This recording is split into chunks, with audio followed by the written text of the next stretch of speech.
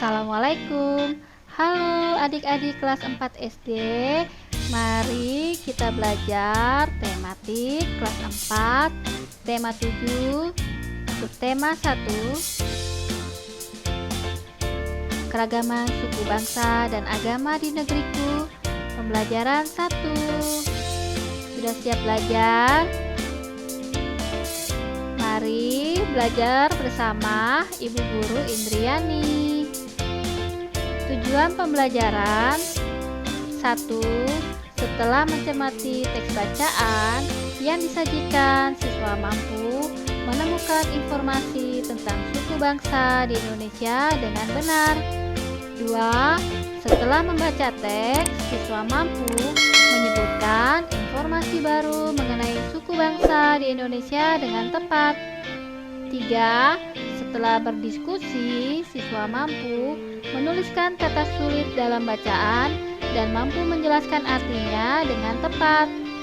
4. Setelah berdiskusi, siswa mampu menjelaskan dan menuliskan pokok pikiran setiap paragraf dalam bacaan dengan benar. 5. Setelah melakukan percobaan, siswa mampu menjelaskan pengertian gaya dengan tepat. 6. Setelah melakukan pengamatan dan berdiskusi, siswa mampu menjelaskan pengertian gaya otot dan pengaruhnya terhadap benda dengan tepat. Pembelajaran 1. Bangsa Indonesia terdiri atas banyak suku bangsa. Suku bangsa apa sajakah itu? Ayo kita cari tahu.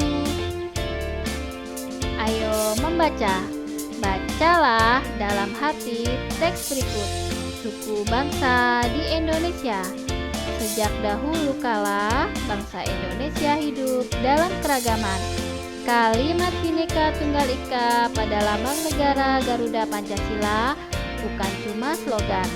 Penduduk Indonesia terdiri atas beragam suku bangsa, agama, bahasa, adat, dan budaya, tetapi semua dapat hidup rukun berdampingan. Berdasarkan hasil sensus Badan Pusat Statistik tahun 2010, bangsa Indonesia terdiri atas 1.331 suku. Berdasarkan sensus itu pula, suku bangsa terbesar adalah suku Jawa yang meliputi 40,2% dari penduduk Indonesia. Suku Jawa ini merupakan gabungan dari suku-suku bangsa di Pulau Jawa, yaitu Jawa, Osing, Tengger, Samin, Bawean, Naga, dan suku-suku lainnya.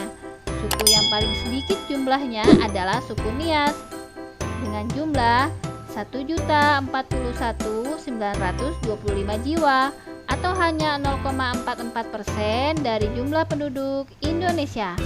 Namun, suku-suku Papua yang terdiri atas 466 suku, jumlahnya hanya 2.693.630 jiwa atau 1,14% dari jumlah penduduk Indonesia. Sedangkan etnis Tionghoa jumlahnya 2.832.510 jiwa atau 1,2% penduduk Indonesia. Sumber http://bobokidnesia.com. Berikut gambar suku Dani, suku Tengger, dan suku Nias. Ayo berdiskusi. Buatlah kelompok bersama temanmu. Bacalah dalam hati teks suku bangsa di Indonesia. Adakah kata sulit yang kalian temukan pada bacaan tersebut? Lalu kita cari artinya. 1. Sensus, artinya penghitungan jumlah penduduk dalam jangka waktu tertentu oleh pemerintah. 2. Statistik, yaitu data yang berupa angka yang dapat memberi informasi yang berarti mengenai suatu masalah atau gejala. 3. Slogan, artinya kalimat pendek yang menarik dan mudah diingat. 4. Etnis, artinya sekelompok sosial dalam sistem sosial atau kebudayaan yang mempunyai arti atau kedudukan tertentu. 5. Adat. Adat artinya aturan atau kebiasaan yang dilakukan sejak dahulu. Ada beberapa paragraf pada suku bangsa di Indonesia. Tuliskan pokok pikiran dari setiap paragraf, yaitu ada 2 paragraf. Pokok pikiran paragraf pertama, penduduk Indonesia terdiri atas beragam suku bangsa, agama, bahasa, adat, dan budaya. Pokok pikiran kedua, berdasarkan hasil sensus tahun 2010, bangsa Indonesia terdiri atas 1.331 suku. Bagaimana cara menentukan pokok pikiran pada paragraf? Yang pertama, baca seluruh kalimat dalam paragraf. 2. Tandai kalimat awal, kalimat akhir, atau kalimat awal dan kalimat akhir paragraf. 3. Menandai pikiran pokok yang terdapat di awal, akhir, atau awal dan akhir pada paragraf. Ayo bercerita. Ceritakan hasil diskusi kelompokmu. Bandingkan dengan hasil diskusi kelompok lain. Apakah ada perbedaan? Dari kegiatan sebelumnya, kamu mengetahui bahwa di Indonesia terdapat ribuan suku bangsa. Setiap suku bangsa kemungkinan memiliki kebiasaan dan cara hidup berbeda. Salah satu contoh perbedaan cara hidup adalah transportasi. Pada zaman dahulu, alat transportasi menggunakan tenaga hewan seperti gambar-gambar berikut. Apakah di daerahmu masih menjumpai alat transportasi seperti gambar di samping? Perhatikan gambar bendi, pedati sapi, dan pedati kerbau. Dapatkah kamu melihat persamaan dari ketiga alat transportasi tradisional tersebut? Ada banyak persamaan, salah satunya adalah ketiga alat transportasi tersebut menggunakan binatang yang sama-sama menarik beban berupa bendi atau pedati. Berikutnya jawablah pertanyaan berikut. Apa yang terjadi saat kuda menarik bendi? Yaitu, bendi akan bergerak karena gaya yang diberikan oleh kuda. Pertanyaan berikutnya, apa yang terjadi saat kerbau atau kuda menarik pedati? Yaitu, pedati akan bergerak karena gaya yang diberikan oleh kerbau. Ayo mencoba. Lakukan kegiatan-kegiatan sederhana berikut.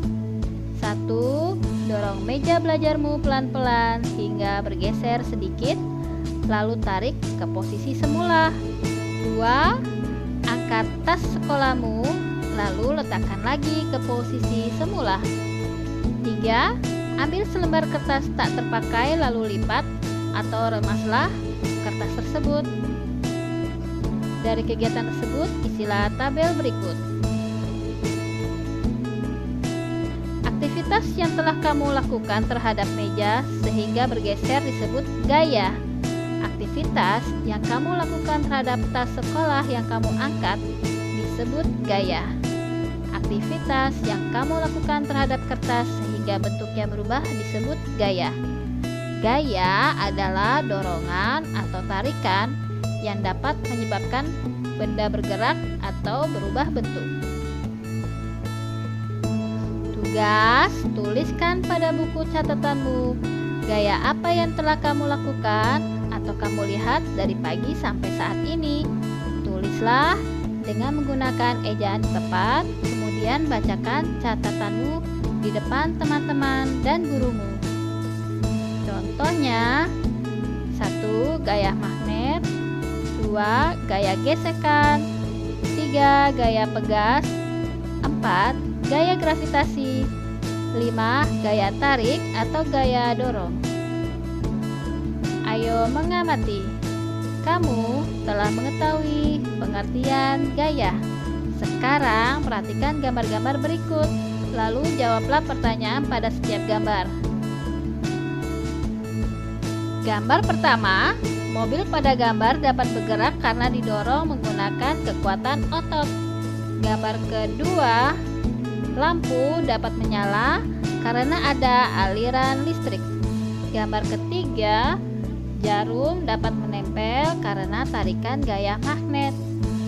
Gambar keempat, buah jatuh dari pohon karena tarikan dari bumi. 5. Kursi mudah dipindahkan karena menggunakan roda. Roda dapat menghilangkan gaya gesek kaki kursi dengan lantai. Gaya mempunyai banyak jenis sesuai dengan sumber yang melakukan gaya. Macam-macam gaya antara lain gaya otot, gaya listrik, gaya magnet, gaya gravitasi, dan gaya gesek. Ayo mengamati, perhatikan contoh kegiatan menggunakan gaya otot berikut. Kemudian kita berdiskusi. Diskusikan jawaban pertanyaan-pertanyaan berikut dengan kelompokmu. 1. Apa yang dimaksud gaya otot? Gaya otot adalah gaya yang dihasilkan oleh otot makhluk hidup, baik manusia atau hewan. 2. Perhatikan gambar contoh gaya otot. Apa pengaruh gaya otot terhadap benda yang dikenai gaya pada setiap gambar? Pengaruh gaya otot terhadap benda, benda berpindah tempat atau berubah bentuk. Kamu telah mengetahui salah satu jenis gaya, yaitu gaya otot. Salah satu contoh penggunaan gaya otot yaitu pada pembuatan gerabah. Tahukah kamu bahwa seni membuat gerabah tersebar di Indonesia? Ayo menulis seni gerabah di Indonesia. Menurut Kamus Besar Bahasa Indonesia, gerabah yaitu alat-alat dapur untuk masak-memasak dan sebagainya yang dibuat dari tanah liat yang kemudian dibakar, misalnya kendi dan belanga. Di Jawa, daerah yang terkenal dengan pembuatan gerabah adalah Kasongan, Yogyakarta. Kasongan adalah daerah di Kecamatan Kasihan, Bantul. Letak Kasongan kurang lebih 8 km di sebelah barat daya Yogyakarta. Pada tahun 1970-an, Bapak Sabto Hudoyo, seorang seniman Yogyakarta, mendidik pengrajin di sana. Mereka diajari cara membuat karya seni dari tanah liat.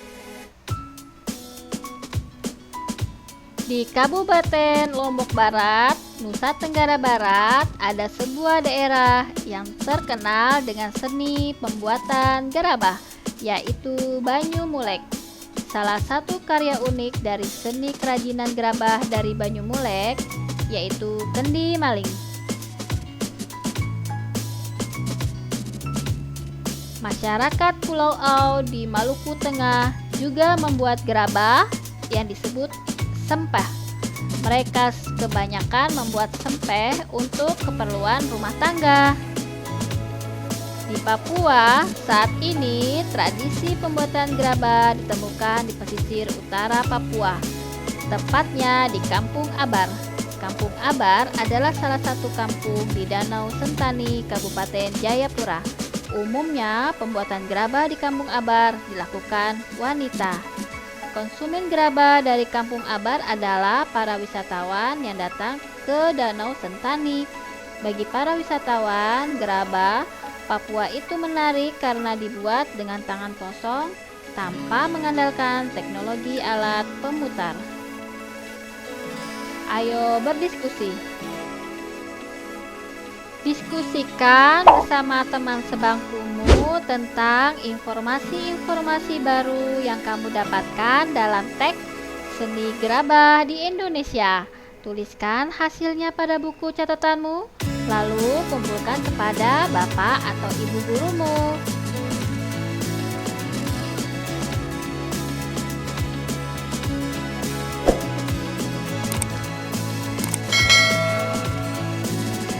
Sekian materi tema 7 subtema 1 pembelajaran 1.